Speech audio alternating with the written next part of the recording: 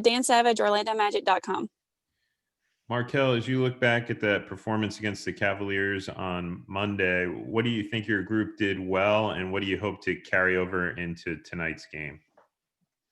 I think that we played good defense throughout the whole game, especially in the second half. So I think that that's one thing that we want to carry over. And then even on the offensive end, just moving the ball, when we didn't turn the ball over. I know myself, I had a lot of turnovers, especially in that first half. But um, we got to lock into, our turnovers because they're very good at, being in passing lane, trying to force turnovers. So I think starting with me being a point guard, that's one of the focus that, we'd like to change from last night, but continue to keep the same effort and energy on both ends of the ball, throughout the whole game. And I think we give ourselves a good chance. Dante Markatelli. Hey, Markelle, got two questions, if that's okay. Good to see you, man. Absolutely. Good to see you. After the game, after the last game, Steve Clifford said that you were very vocal at halftime in the locker room. I'm just curious what your message was, as much as you care to share that. And then you dominated that third quarter. What was your message at halftime, and what was your intent as you took over that game?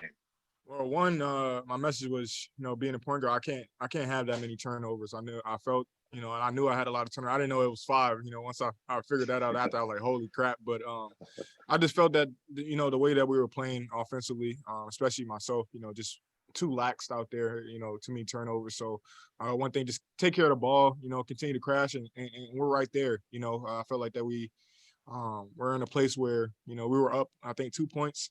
So coming in the third, we had to come out and put our stamp on the game and try to get a big lead so we can, feel comfortable. But that was the biggest thing, really, just having ownership of the play that, I felt like I started, being a point guard. So just told the team my bad for the turnovers, and I'm gonna pick it up coming out, but we got to take care of the ball, continue to play the defense we're playing, continue to move. And I think that, that's what you're seeing in the third quarter, just coming out, taking care of the ball, just trying to find my teammates, get them open shots, and just go from there. And then defensively, just keep the effort and energy up. They got bigs that are big on the glass, good guards. So we had to be tied together, and I think we did a good job of that.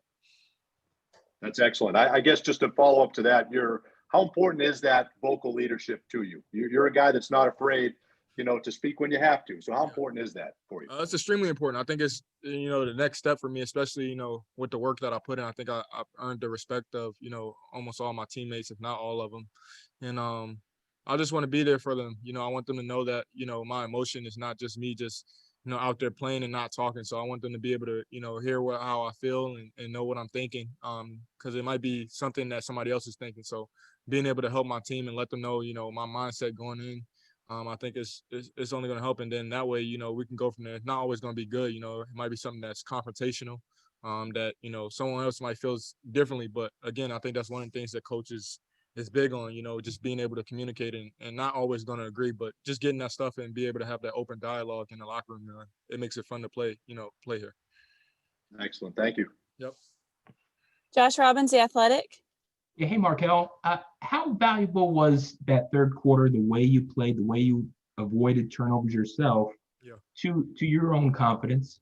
It was huge. I think it just shows how much I've learned and improved, as the years go on.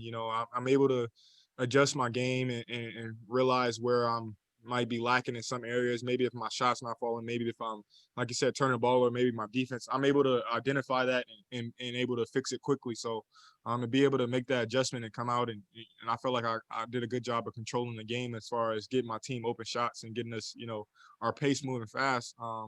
That's what I always want to do. I want to try to keep improving as the game goes on. If I feel like something's lacking, I want to be able to, change my game or help my teammates change their game to help us, improve and get better. A follow-up question, if you don't if you don't mind. I think probably the number of games you've played is equivalent over your entire career, probably is equivalent to just a year and a half. Yeah. How much more learning about the league, about yourself, everything, do you think you still have to do? I think I have a lot. I think, and that's what's so fun and so exciting about, just coming in every day, because although I feel like I'm, as good as I am and work as hard as I do, the best part about it is knowing that there's so much room to grow and so much, more experience that you get as you play more and more games. So I'm just looking forward to, continue to do it with my team and continue to grow and learn my teammates. And you can always get better in some aspects. So I think that's the part that, I try to take advantage of each and every day, whether it's shoot around, whether it's practice, whether it's a game. So it's something that I pride myself on, and I'm super excited about.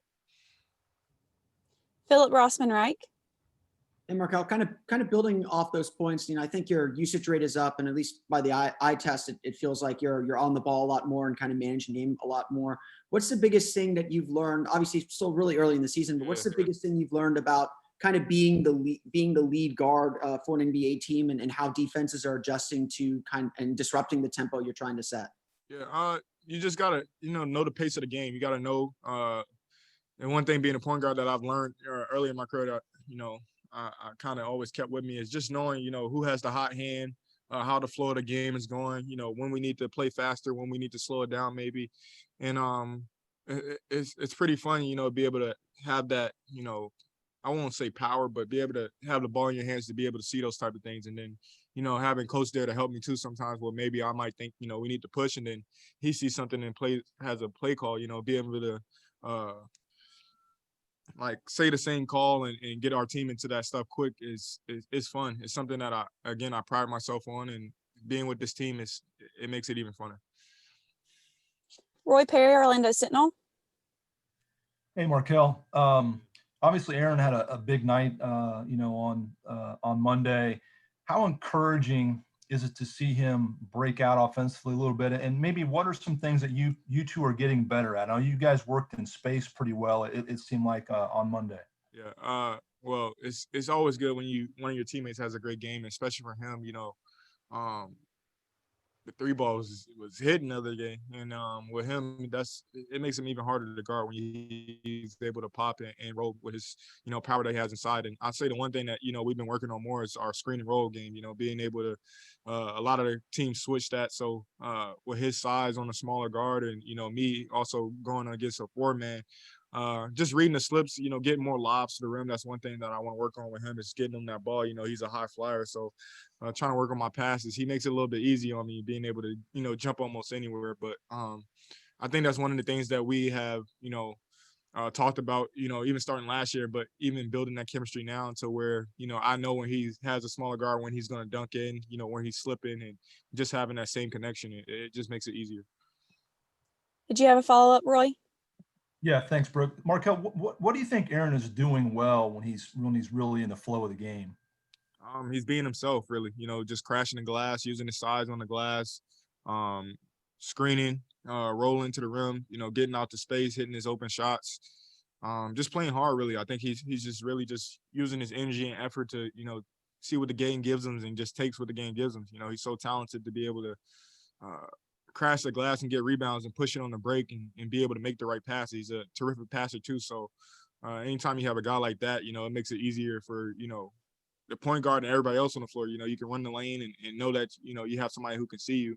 So I think that's pretty much it. He just, letting the game come to him and playing this game. Paul Casanova. Yeah, hello, Markelle. I followed you all the way since University of Washington. Would you say that right now you feel the most comfortable you've ever felt since that time? And if so, do you think that helps with the leadership that's coming out? Yeah, absolutely. I feel like this is the most comfortable I've been since I've been in the NBA, just with body-wise, mentally, physically. And it only helps, just knowing that, you have the freedom to do, play the way you want to play, and you're able to make mistakes and learn from them. So, again, every time I go out there, I'm just trying to compete to help my team win in any way that I can. So it kind of makes it a little bit easier knowing that, if I make a mistake, even though I'm not trying to, I'm able to learn and keep playing through it. So. All right, last question for Markelle. We'll go to Dante Markatelli. I was All right. mixing No, the two.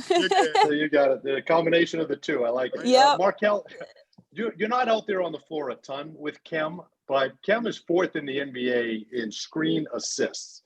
He levels people out Yeah. there. Do you guys talk about that? And how much do you appreciate how he kind of clears out defenders for you? Well, one, I can tell you this. I don't have to be in the game to know how much he screens. When I tell you, when we were in practice, I felt a lot of screens by him. So we almost got in a few fights. But yeah, Kim is a really good screener, you know, and we do recognize that. That's just one thing that coach talks about. But I think even being on the floor and having him on your team, you know how valuable he is when he screens somebody and hits somebody, because you realize how open you are after, you know, you come off the screen.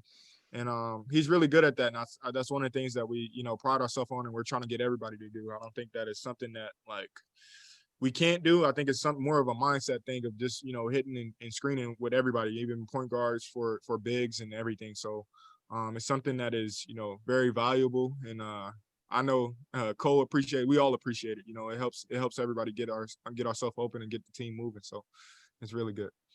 Very good. Okay. Thank you, Markelle. Thank you so much.